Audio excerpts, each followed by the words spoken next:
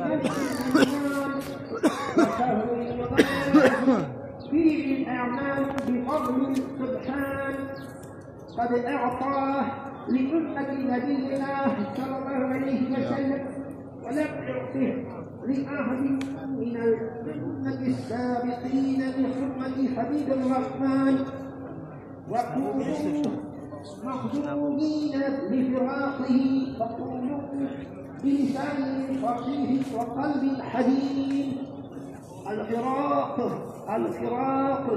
يا شهر الرحمة والمغفرة وعيد من النيران الوداع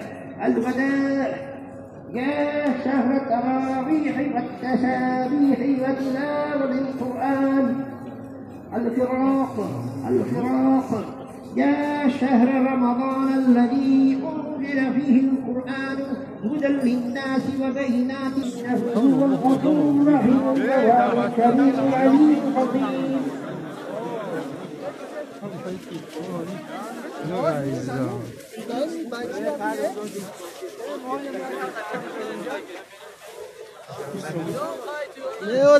فيش magazine hier op de muur. Slow video orada.